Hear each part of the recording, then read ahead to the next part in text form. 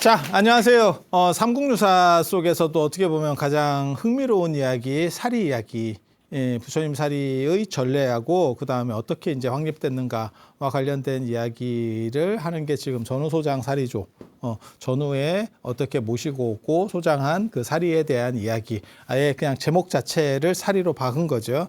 그리고 거기서의 사리는 부처님 사리라고 하는 게 깔려 있는 거예요.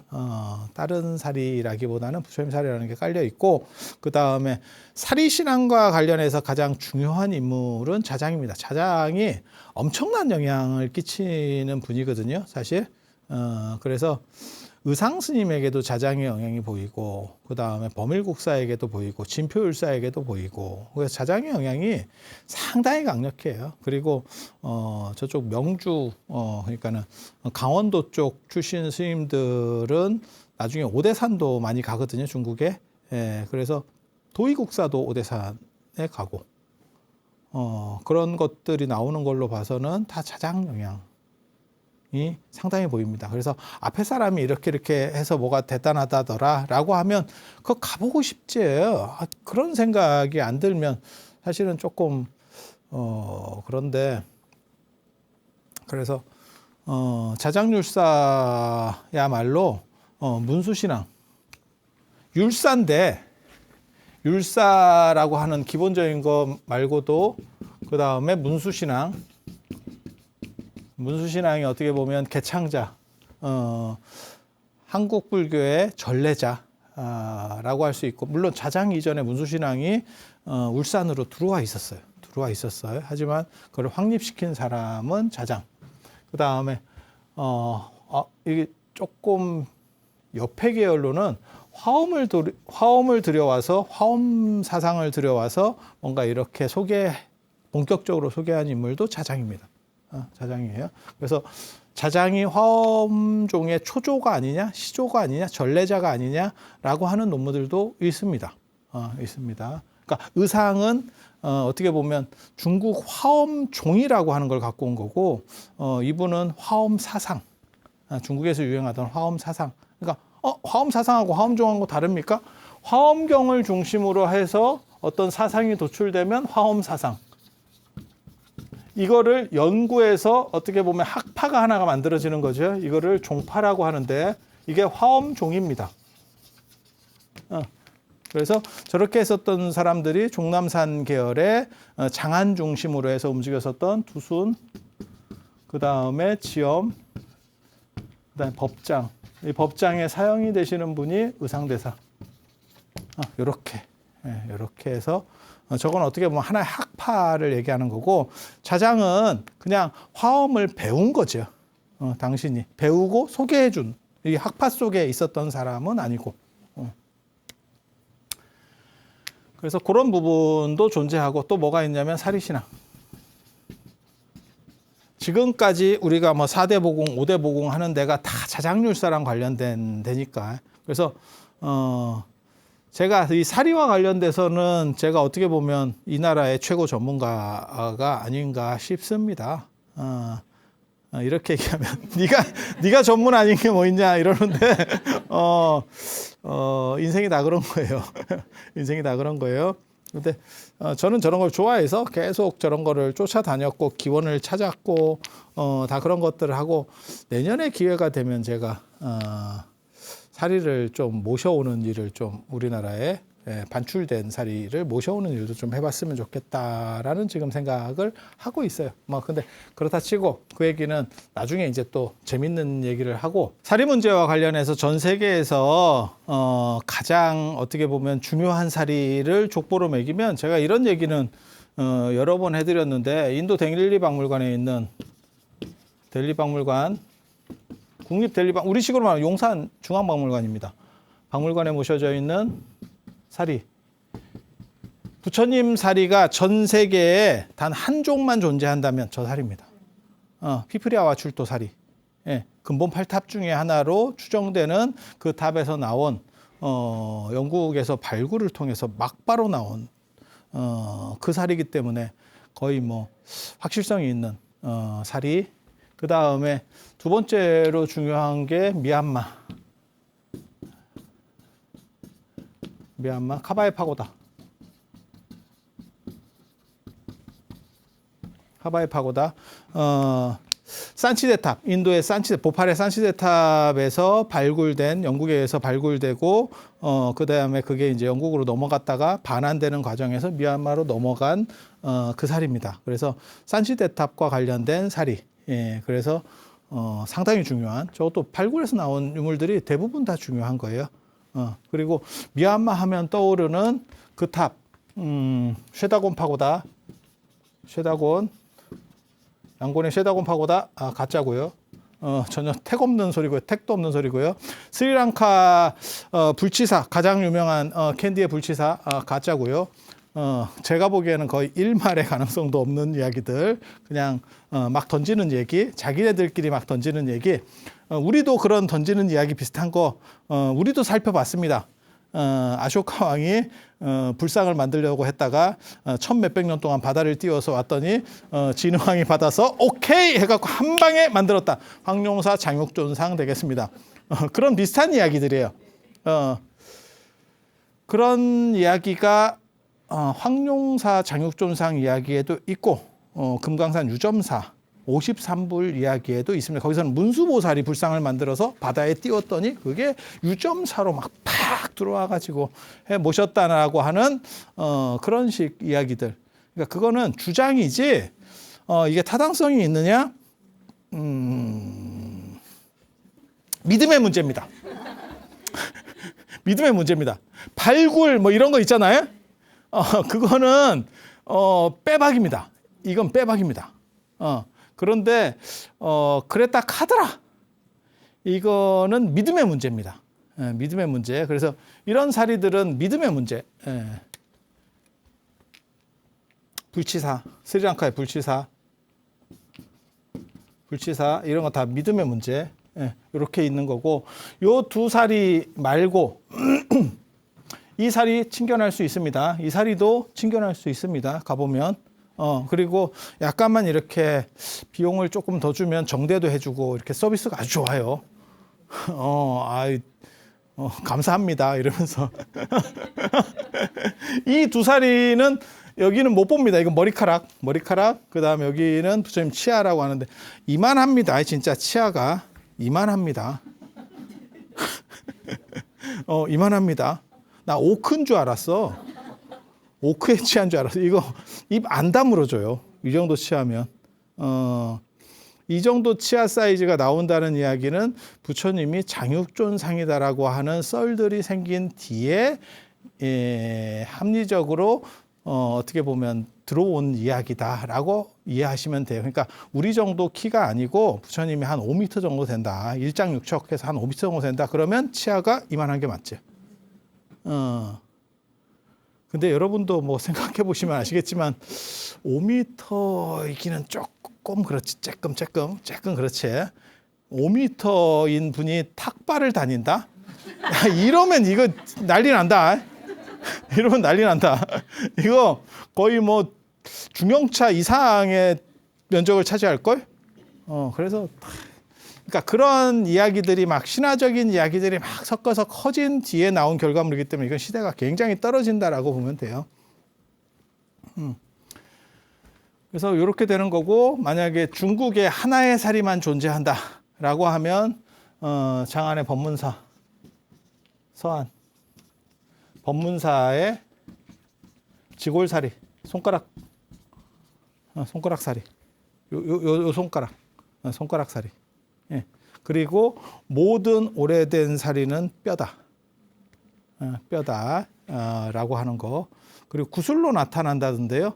구슬로 나타나는 거는 뭐 대부적경이나 안 그러면 세기경이나 이런 데서 이 세계가 무너질 때, 사리는 굉장히 어떻게 보면 신성한 물건이라서 이 세계가 다 파괴될 때도 사리는 무너지지 않고 만이주로 바뀐다라고 나와요. 사리는 질적인 변화를 일으키는 거야. 사리가 이 세계가 다 파괴될 때, 이 우주가 다 파괴될 때 만이주로 바뀐다. 이 만이주가 온만이 반매옴의 그 만이주다. 오 영꽃 속의 만이주요 라는 뜻이거든요. 그 보주라고 하는 게 옴만이 주잖아. 옴만이 반매음이잖아. 반매가 파드매, 연꽃이라는 뜻이거든. 예. 그래서 오 연꽃 속에 많이 주여라고 하는 거고 그 많이 주가 사실은 저거라더라. 살이라더라. 근데 애석하게 제가 많이 주를 못 봐서. 많이 주를 못 봐서 나도 뭐 조금 정확하게 잘 모르겠는데 아무튼 스토리는 그렇게 가는 거예요. 그래서 구술살이라고 하는 것은 훨씬 뒤에 나오는 스토리라더라. 스토리라더라. 그리고 앞에 그러니까는 초기 사리들은 다 뼈예요. 그리고 유력한 사리들도 뼈라고 보시면 됩니다. 그래서 그런 정도 생각을 하시고 요 사리신앙과 관련해서 가장 대표적인 게 저 사리신앙의 어떻게 보면 우리나라 확립자는 자장 스님이고 그 얘기를 이제 할 거고 그리고 지금 현재 이제 이 자장률사의 사리를 모셨다고 하는 데가 자장률사께서 모시고 온 사리를 모셨다고 하는 데가 남북보공 통도사 그 다음에 월정사 중대거든요. 오대산 중대. 이건 남북보공이라고 하거든요. 고산제일 월정사, 야산제일 통도사 이렇게 나옵니다. 조선 후기까지도 계속 그 얘기가 유행을 해요. 그래서 대표적인 보궁으로는 저 두 군데가 있다더라 라고 얘기하는 거고 통도사는 정확한데 제가 월정사에 있는데도 월정사 저 보궁 문제가 굉장히 좀 머리가 아파요. 어디에는 월정사 보궁이라고 나오고 어디는 중대 보궁이라고 나오고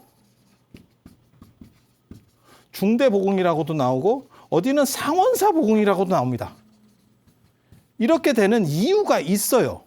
이유가 있어. 구체적으로는 중대 보궁이라는 표현이 가장 맞고 이 중대를 누가 관할했냐면 상원사가 관할했습니다. 직영하고 있었습니다. 최근까지도 직영하고 있었습니다. 그러니까 분리된 데가 아니에요. 상원사 밑에 저 중대가 있었던 거예요. 그래서 상원사 보궁이라는 말이 있는 거고 좀 더 큰 걸로 얘기하면 월정사 안에 이게 있는 거예요. 산내 암자로 지금 이런 절들이 있는 거기 때문에 월정사 보궁이라는 말이 나오는 거예요. 그리고 확실한 거는 저 보궁이라고 하는 표현은 오대산 중대에서 처음 나온 거예요. 정멸보궁이라는 표현 자체가. 그리고 궁이 저 보궁할 때처럼 궁자를 쓰는 게 저는 저게 안 맞는다라고 생각하는 사람이거든요. 저건 도교적 표현이에요. 도교적 표현. 불교나 왕궁에서는 무슨 전, 비로전, 적광전, 뭐 대웅전 이렇게 전각이라는 표현을 주로 썼고 그 다음에 도교에서는 궁이라는 표현을 쓴다니까. 삼청궁, 태청궁, 뭐 태을궁 이렇게 해서 궁자가 뒤에 들어가면 도교식 표현이에요. 근데 저 오대산 쪽에 도교적인 부분이 있어요. 그래서 도사 이야기 또 나오고 그래서 뭐 상당 한무회가 저기서 뭐 신선이 됐다는 둥 뭐 연단 단을 수련하는 데서 최고의 길지가 뭐 오대산이라는 둥 뭐 이렇게 또 약을 팔고 조선 후기 조선 말 일제 강점기 이럴 때는 검승전 이렇게 갖고 막 칼 쓰는 이러한 무림계의 어떠한 이런 사람들 이야기가 다 저쪽을 중심으로 오대산을 중심으로 나와요. 그리고 지금도 오대산 중대를 뭐 풍로산 그게 연단하는 데라는 뜻이거든. 도교에서 연단하는. 그래서 도교적 요소들이 굉장히 많이 나오고 그 다음에 저 오대산의 월정사 있는 쪽 말고 그 반대쪽으로 가면 소금강이라고 하는 거기에 청학동 나오고 그 다음에 청학산기 유청학산기라 그래서 청학산을 답사하는 내용 그게 율곡의 글이거든요. 그래서 그런 청학, 푸른 학이 움직이는데 다 도교의 이상적인데요. 그래서 도교적인 냄새들이 굉장히 많이 나요. 그러니까 불교 이전에 도교와 관련된 안 그러면 무속과 관련된 어떠한 것들이 굉장히 강하거든요. 그게 불교가 정착된 뒤로도 영향을 줘서 만든 명칭이 보궁이라는 명칭이에요. 그래서 저는 보궁이라는 명칭을 쓰는 것이 정당하냐에 대해 사실은 생각은 하는데 세게 말을 못 하겠어. 이게 너무 일반화돼 가지고 그런 얘기를 했을 때, 그러니까 뭐하고 똑같은 거냐면, 금선이라는 명칭이 있다니까. 나중에 또 이제 나올 건데, 금선. 금색 신선. 이게 도교에서 부처님을 가리키는 표현이거든요. 도교에서 부처님을 가리키는 표현. 그러니까 폄하하는 칭호예요. 그러니까 조금 자기네식으로다가 붙여서 하는 조금 떨어뜨리는, 그러니까 우리식으로 말하면, 기독교인 이렇게 부르는 게 아니고 예수쟁이. 뭔 뜻인지 아시죠? 연예인 이런 거 말고 딴따라 조금 한 끗 차이인데 뉘앙스 자체가 약간 이런 거야, 이런 거. 그래서 그런 식의 뉘앙스인데 조금 고치면 좋을 것 같은데 저런 걸 계속 쓰고 있으니까 뭐 그런 정도. 그래서 뭐 판단은 여러분이 하시면 되고. 그래서 사리신앙과 관련해서 가장 어떻게 보면 핵심은 이 두 절입니다. 이 두 절이고, 그리고 요 절보다 더 대단한 데는 예전에는 두 곳이 더 있었어요. 그게 이제 황룡사하고 태화사입니다. 울산의 태화사. 이 두 곳이 있었는데 이게 다 폐사가 되는 바람에 이제 이렇게 되는 거죠. 이렇게. 그리고 요 말고 우리가 볼 수 있는 요 자장률사 세트를, 그 사리를 통도사에 가서 볼 수 있느냐? 못 보죠. 오대산 중대에 가서 볼 수 있느냐? 못 봅니다.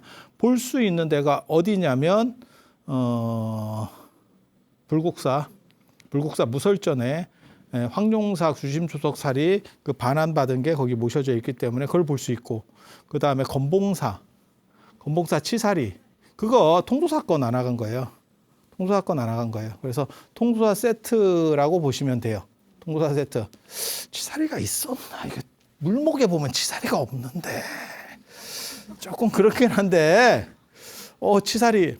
그리고 치사리를 제가 한 10cm 간격으로 이렇게 본 사람으로서, 뭐 유리가 없고 그냥 다 통째로 본 사람으로서 이게 조금 그렇긴 한데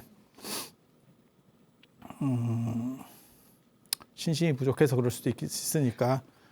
그래서 볼 수 있는 우리가 저 자장률사의 사리 세트를 볼 수 있는 거는 그 두 곳이다 라고 이해하시면 되고, 그리고 통도사에 자꾸 그 금강계단 쪽만 계속 이렇게 찝쩍거리고 거기 문 안 열어줘요 뭐 이렇게 하는 사람들이 있거든.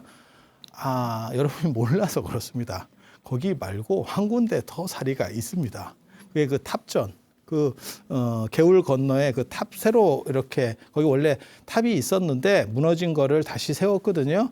그 세울 때 통도사에서 진짜 기술 좋아. 그때 그 쉽지 않았는데, 그때 황룡사 사리 저 세트 있는 것 중에 몇 개를 빼서 거기다 놓습니다. 거기다 놓습니다. 그래서 그쪽에도 사리가 있어. 그 탑에도. 그래서 통도사에는 그렇게 사리 자장률사 세트를 두 군데 그렇게 모시고 있어요. 두 군데 모시고 있어. 그리고 거기는 계단이기 때문에 스님들이 계를 받는 통도가 도로 건넌다라는 뜻이거든요. 통해서 건네준다라는 뜻이에요. 그래서 계율을 받아 스님이 된다라고 하는 그런 의미가 있어요. 득도한다 라고 하는. 그러다 보니까 계를 받는 단의 모양으로 되어 있고, 그 단의 형식은 도선율사의 계단도경, 중국 사분율종의 시조인 도선율사의 계단도경과 관련돼서 만들어진 거예요. 그건 고려 때 만들어진 거고, 그전에도 계단 유적이 있었을 거고, 아마 통도사 창건되기 전에 계단이 먼저 있었을 거다라고 저는 추정하는 사람이고, 그리고 그거는 나무로 됐었을 거다. 개인적으로 가장 궁금하고 파보고 싶은 데 중에 하나가 그 계단입니다. 계단 밑에 하면 진짜 신라시대 때 어떤 그 원형이 어느 정도 있을까? 보통은 덮어버리는 경우들이 많기 때문에 존재할까? 손을 댈 때 키우면서 덮어버리는 경우들이 많아요. 있을까? 굉장히 궁금하거든요.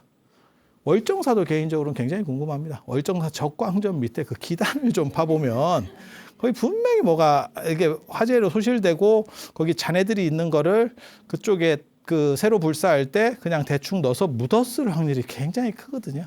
그래서 거기 열어보면 뭔가가 좀 나오지 싶은 생각이 있는데, 궁금해. 궁금해. 이렇게 공부를 하다 보면 저기에 뭐가 있을 것 같은데 라는 생각들이 들어. 그래서 사리는 안 건드리고 그 밑에 이렇게 조금 어떻게 해보면 지금 통도사 같은 데가 되게 재밌는 게 선덕여왕 때 창건됐다라고는 하는데, 그러면 삼국시대거든요. 그렇게 연대가 올라가는 유물이 남아있는 게 아무것도 없어요. 연대가 올라가는 유물이 없어. 그래서 그쪽에 무언가가 있지 않을까를 추정하기 제일 좋은 데가 거기에. 함부로 손 못 댑니다. 옛날 스님들도 왁 밀고 다시 했습니까? 그렇게는 못했을 거야. 그래서 뭔가가 좀 있지 싶은데 제일 유력한 데가 그 동네거든. 그래서 아마 저만 그렇게 생각하진 않을 거예요. 공부하는 사람들 중에 저처럼 생각하는 사람들이 제법 있지 싶어요. 궁금하잖아. 이랬을까 저랬을까 막 이렇게. 그리고 내용을 모르면 궁금하지도 않아. 그냥 그러려니 하지. 근데 내용을 알면 요거 하나만 딱 요 매듭만 풀리면 연결이 될 것 같은데 이게 막 간질간질하거든. 물론 이제 늙어서 건성이라서 몸이 간질간질할 수도 있는데 이게 막 찌릿찌릿해. 뭐가 여러분 몰라서 그래. 그럼 되게 재밌어.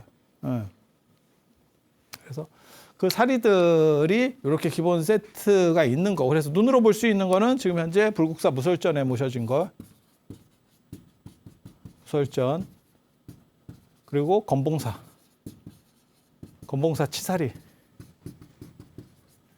이게 이제 자작률사 세트라고 하는 거고요. 세트라고 하는 거고요.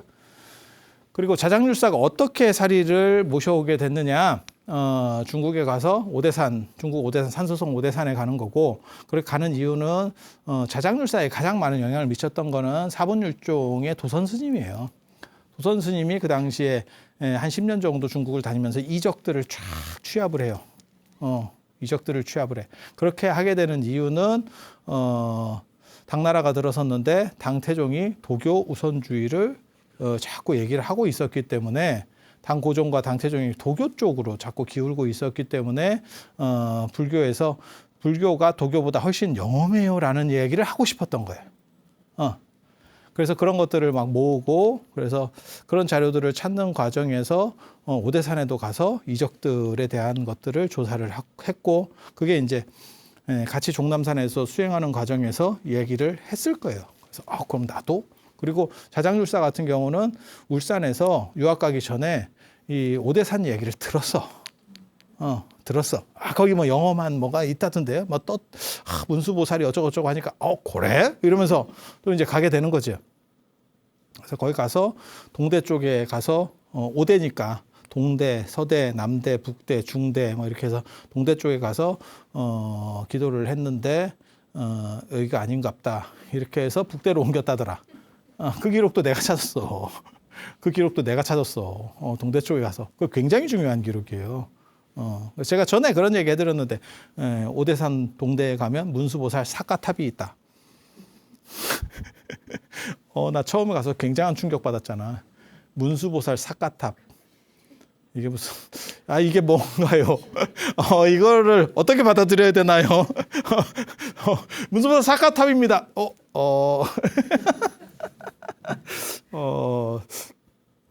중국에 재밌는 거 많고요. 발자국도 문수보살 발자국 이 정도는 껌이다. 사가탑. 쉽지 않은데 그래서 북대 쪽으로 다시 가셔가지고 거기서 이제 문수보살 화신을 만나서 받아온 게 뭐냐? 다 모으면 이렇게 된다는 거예요.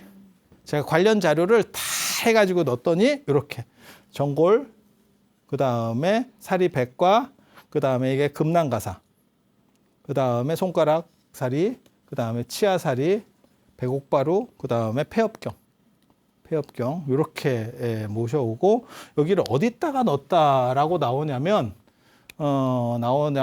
세 군데다 넣었다. 여기서는 전후수장 사리조에는 세 군데를 얘기합니다. 그게 황룡사 구층목탑, 구층목탑의 기단 여기 주심초석 밑에 넣은 거고 그 다음에 맨 위에도 넣습니다.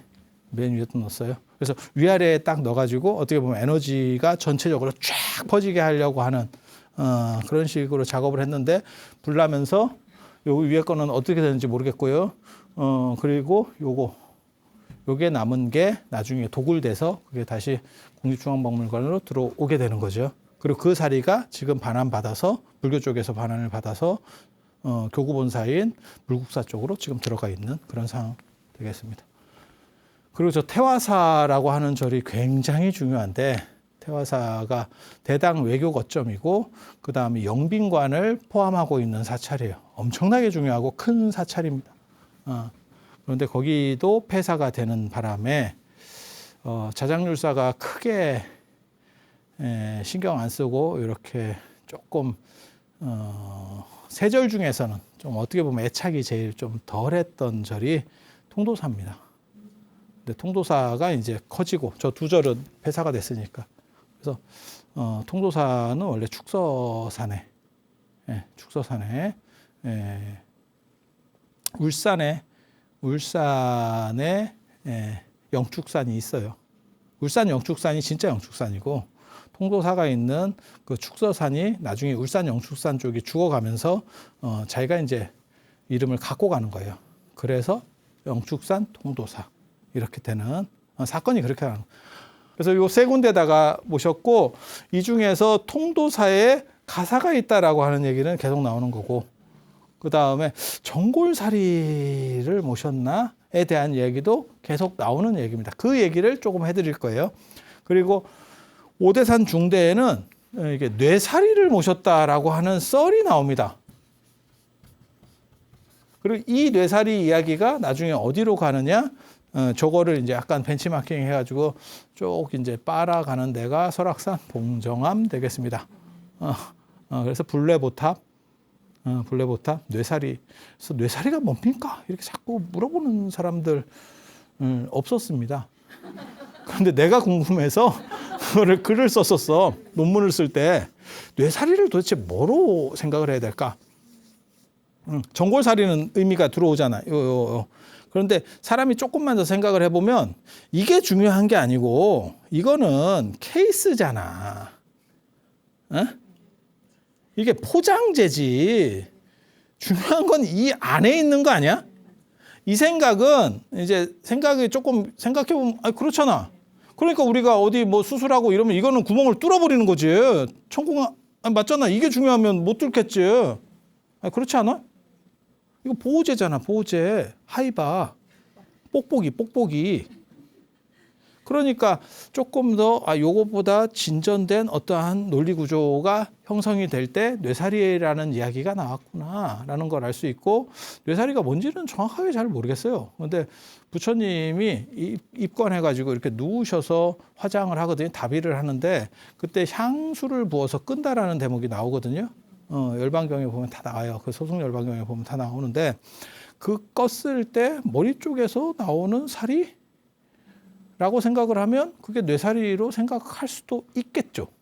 그리고 인도에서는 사리를 봉안하거나 이렇게 복장을 할 때 여기를 뚫어서 복장을 해요. 인도 간다라 불상은 여기를 뚫어가지고 여기다가 사리를 봉안합니다. 그게 인도 탑에는 탑도 그렇게 모셔요. 인도는 탑이 이렇게 있으면 이렇게 박스가 있고 그래서 이렇게 있거든. 여기다 사리 모십니다. 물론 상황에 따라 좀씩 달라. 근데 원래는 저렇게 모셔. 그래서 부처님이 정수리를 뚫어서 사리를 모셔. 동아시아는 배를 뚫어서 이렇게 사리를 모셔. 제가 전에 그런 얘기를 해드렸어요. 어떤 사람들은 어떤 집단은 머리로 생각한다라고 생각하는 집단이 있고 어떤 사람들은 배로 생각한다라고 하는 집단이 있다. 동아시아는 배로 생각한다라고 했기 때문에 나중에 단전호흡이나 이런 것들이 다 배 중심으로 이루어진다. 배 중심으로 이루어진다. 머리 중심이 아니고. 그래서 제가 전에 그 얘기도 해드렸잖아요. 목이 잘려서 죽으면 목 없는 귀신으로 나오지 머리만 있는 귀신으로 나오지 않는다. 그 얘기 뭐냐? 머리가 센터가 아니고 이렇게 누르면 이쪽에 센터가 있다라고 생각을 했다. 이렇게 팔이 잘렸을 때 요 팔만 떠다니는 귀신은 없잖아. 왜? 이쪽이 중심이라고 생각을 하니까. 그래서 그런 얘기도 해드렸었어. 그래서 사고방식이 좀 차이기 때문에 우리는 복장이라고 하는 배를 중심으로 무언가를 하려고 한다. 그런데 간다라의 유물에서는 요 뚫는 게 나온다. 그리고 이렇게 뚫다 보면 뇌사리라고 하는 개념, 여기서 사리가 지금 나온 거죠. 그 사리를 다시 불상을 수리하거나 뭐 이렇게 했을 때 사리를 빼내면 뇌살이? 그러니까 화장을 해서 부처님이 화장을 해서 사리를 수습할 때도 거기가 머리 부분인 건 알 수 있잖아. 두개골은 덜 탔고 그러면 거기서 사리가 나오면 뇌살이가 가능하고 나중에 후대에 불상의 사리를 봉안하는 과정에서 어디서 나왔습니까? 뇌살이라고 하는 개념이 존재할 수 있겠다. 그럼 뇌 자체가 사리가 되느냐? 그건 아니겠지. 왜냐하면 뇌는 장기와 더불어서 가장 빨리 부패하는 조직이에요. 그래서 미이라 만들 때도 콧구멍으로 뇌 꺼내고 그다음에 옆구리 쑤셔가지고 뭐 장기 꺼내고 뭐 이런 얘기 나오잖아. 예. 이거 순두부 같거든요. 물론 여러분들 같은 경우는 순두부보다는 약간 그 마라탕에 들어가는 건두부 같은 상황이 돼요. 이게 나이 먹으면 그렇게 되거든요. 어릴수록 순두부 같습니다.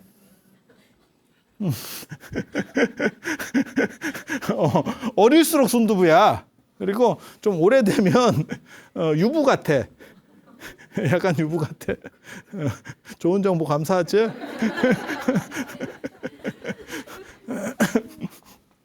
그래서 그렇게 되는 거고 이제 재밌는 이분이 이 무국이라고 한 분이 하는 거 봐봐. 고려 시대 때 안념사하면 지방 장관이에요. 지방 장관, 약간 절도사 같은 그런 느낌이거든요. 안념사가 궁금한 거야. 내가 쉽게 말해서 통도사 쪽, 그러니까 내가 경상도 관찰사가 돼서 나도 저거 진짜 열어보고 싶은데 한번 들어. 이 욕구가 없어? 아니 이 딱 하는데 어떻게 할까? 이렇게 해갖고 들어봤다는 거잖아. 들어봤대. 들어봤더니 큰 구렁이가 나오고 튼 두꺼비가 이렇게 덮고 있어가지고 이게 뭔가 싶어서 무서워서 끝냈대. 계속 접근을 못하고. 그래서 이게 무슨 이적인가? 뭐 이렇게 지금 기록이 되어 있어요. 그런데 종교 시절에는 저런 식의 변화가 나타나면 섬뜩해서 더 이상 접근 불가 뭐 이렇게 돼요. 구렁이는 아마 그냥 들어가 있었던 게 아닌가 싶은 생각이 있는데 탑 같은데 구렁이가 많이 있습니다. 그래서 제가 탑에 이렇게 큰 탑에는 기대고 사진 찍지 마라. 뱀 같은 거 많이 나올 때는 나 이런 얘기 하거든요. 그 틈새에 많이 나옵니다. 왜냐하면 서식하기가 좋아. 애들이 약간 그 돌 이런 데 잘 들어가 있는다니까. 그래서 모르겠어. 이런 게 아무튼 이적이 있었다더라라고 지금 기록을 해놓고 있고 나중에 또 다른 때요. 1235년 훨씬 뒤야 지금. 훨씬 뒤에 고려 중기 때 상장군 김희생이랑 실랑 유석 저게 정삼품 정도에 해당하는 상당히 괜찮은 정도의 아주 고위급은 아니고 고위급이면 저기까지 안 갑니다. 개경 근처에 있지. 지방 쪽으로 내려가서는 이제 조금 저 정도면 힘쓰지. 뭔 뜻인지 아시겠죠? 그렇게 해서 또 궁금한 거지. 그렇게 해서 열었는데 이 기록이 되게 재밌다니까. 석함이 있고 그 안에 유리병이 있고 그 안에 사리가 4과만 있더래. 이게 여기는 뭐라고 나오냐면 이렇게 3군데다 모시고 나머지는 어디 있는지 잘 모르겠다 이렇게 나와요. 그래서 이게 이 기록 때문에 중대보궁에도 사리가 있냐라고 하는 이야기가 나오는 거야. 등으로 나와. 등으로. 그 나머지는 조금 애매한데 이렇게 나와. 그래서 중대보궁의 사리는 진짜 모셔져 있을까? 오대산 중대에 이렇게 생각을 하는 거고 통도사 같은 경우는 계단 사찰이기 때문에 그러니까 계단 형태로 되어 있기 때문에 계를 받는 그래서 네모난 방단, 방형 계단으로 되어 있고 그걸 나중에는 이제 금강계단이라고 하는데 방등 계단이라는 말이 원래 원형적인 표현이에요. 금강계단은 뒤에 나오는 말입니다. 그래서 그 방등 계단으로 만들어 놓은 거고 오대산 중대 같은 경우는 그게 무덤 형식이에요. 지궁식이라고 그래서 지하를 파서 그러니까 무덤 쓰는 거하고 똑같은 방식이라고 생각하시면 돼요. 그리고 약간 저거는 또 암장 형식입니다. 암장 형식. 암장이 뭔지 아세요? 조선시대 때나 이런 때 우리 뭐 할아버님이 돌아가셨는데 명당에 쓰고 싶어. 내 땅이 아니야. 그랬을 때는 거기다 묻고 평으로다가 발라버려. 그러니까 봉분이라든가 이런 걸 하는 게 아니야. 그 명당의 기운만 내가 쓰는 거야. 이해가 됩니까? 그래서 저게 지궁식 패턴인 거는 맞는 것 같아. 그리고 되게 재밌는 게 원산 중대 그 앞에 가면 돌비 같은 게 이렇게 하나 있는데 거기 무슨 이렇게 생겨가지고 보주 같은 게 있어요. 이렇게 해서 보주 그림 같은 게 있거든. 그걸 살이라고 사람들이 생각하더라고. 이거 그거 아니고요. 저거 불정심 다란이 그 그림이에요. 그러니까 전혀 생뚱맞은 딴 데 있던 거 아마 하나 어디서 굴러 들어온 거예요. 근데 그 마치 보궁의 표지성인 것처럼 그렇게 해서 그 중대 보궁에서 올라가는데 이렇게 보면 거기에 저 디자인으로 마치 사리처럼 이렇게 했는데 그거 살이 아니고요. 그 보주형 그리고 불정심 다란이 그림입니다. 그거 많이 나오는 거예요. 많이 나오는 거예요. 여기서만 나오는 게 아니고. 그래서 그런 정도 생각을 하시면 되고, 그래서 저기는 지궁식, 지하 궁전식, 그러니까 무덤식으로 만든 거예요. 지하 무덤식으로. 그리고 위에는 표지석이 없습니다. 아무것도. 지하 무덤식으로 만든 게 장안의 법문사도 지궁식이에요. 지궁식이에요. 그래서 계단식이 원래 특별한 겁니다. 그거는 특수한 목적을 가지고 만든 거고, 그냥 사리만 모시면 무덤같이 만든 생각이 어떻게 보면 더 맞을 수도 있어요. 그래서 그렇게 되어 있고, 나중에는 이제 여기서 이제 사리가사 사정양록에 보면 이것도 나옵니다. 중대 보궁 이야기가 나오고, 그 다음에 일현과 동시대 사람으로 한 30년 늦은 민지가 쓴 글에도 중대 사리 이야기가 나옵니다. 이게 좀 재밌어. 그래서 일현이 모은 자료에는 이게 누락이 돼 있어. 누락이 돼 있어. 그래서 이제 또 봅시다. 이분들이 봤더니 석함이 있고요. 큰 돌로 된 외곽이 있고요. 거기 유리병이 있고 사리에 내가만 있어. 근데 유리병에 금이 가서, 유리병이라고 하는 게 굉장히 중요한 단서거든요. 유리병 로망글라스잖아. 다 수입품이잖아. 그래서 유리가 제대로 움직이기 시작할 때는 저거는 대외무역이 활발할 때. 그렇게 해서 유리병인데 금이 가 있었대. 근데 그거는 뭐 옛날 유리병들이 다 그래요. 깔끔하게 지금 유리처럼 그런 기술이 있는 게 아니야. 그래서 오래되면 좀씩 이제 좀씩 더 금이 가거든요. 그렇게 해서 금이 가서 이 유석이라고 하는 분이 가지고 있었던 수정함으로다가 이렇게, 그러니까 유리를 대체하지 못했네. 이 얘기는 그 당시는 유리가 잘 안 돌았구나.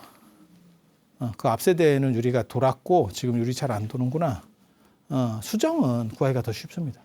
수정은 쉽게 말해서 파와하면 돈만 있으면 파올 수 있는 거고, 유리는 다 수입품이고 그건 기술 없으면 만들 수 없어요.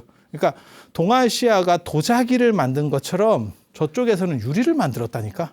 그리고 그거는 몇 개 물건이 전해진다 그래서 이쪽에서 만들 수가 없어. 이해가 되죠? 우리가 어떻게 유리를 만들어? 걔네가 어떻게 도자기를 만들어? 원재료가 부족한데. 그래서 그런 문제들이 있는 거예요. 그리고 953년에 황룡사 구층탑에 화재가 납니다. 화재, 이게 세 번째 화재인데 낙뢰 때문에 나는 화재 뭐 이런 것들이에요. 그때 석종, 그러니까는 통도사 석종형 부도 그 맨 위에 이렇게 올라가 있는, 이렇게 생겨가지고 뭐 이런 식으로 되어 있거든요. 여기에 그림 같은 거 좀 있고, 이렇게 여기에 동쪽에, 그러니까 통도사에서 보면 황룡사는 동쪽이거든요. 동쪽에 반점이 생겼다더라. 불에 그을려서 얼룩이 생겼다더라. 그 얘기는 뭘 얘기하는 거냐면, 같은 사리를 모셨기 때문에 기운이 통하니까 상응해서 이쪽에서 불이 타니까 아파하고 있다. 이 돌이 아파하고 있다. 우리는 세트다.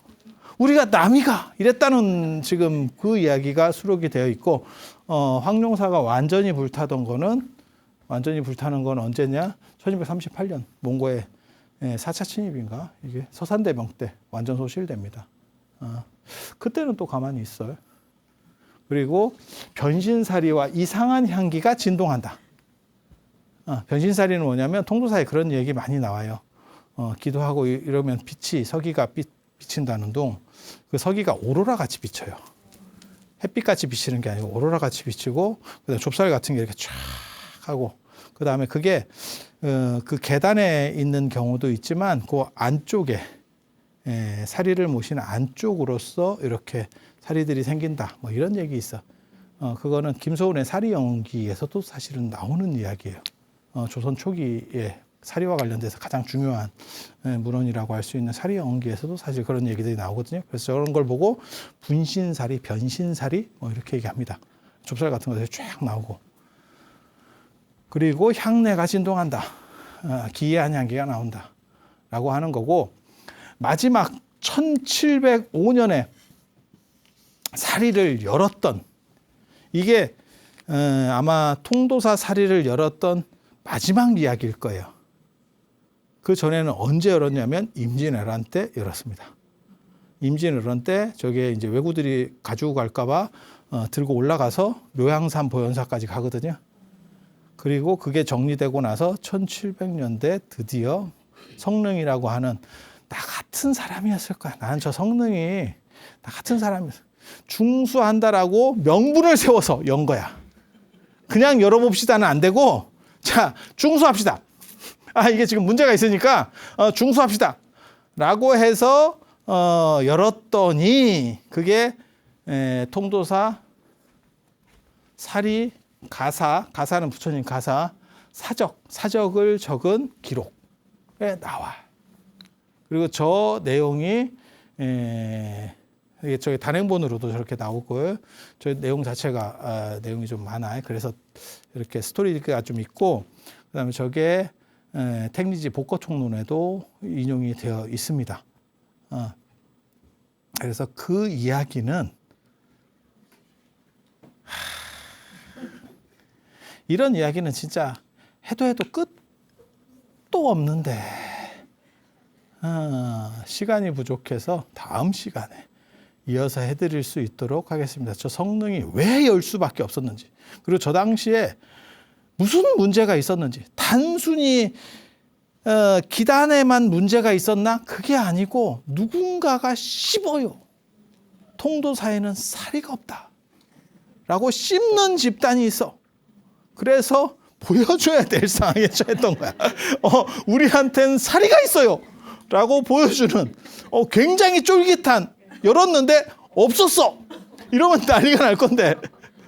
그래서 또 열었더니 앞에하고 내용이 또 달라요. 나온 유물이 또 달라. 그래서 그런 이야기들 해드릴 수 있도록 하겠습니다. 자, 들어서 감사합니다.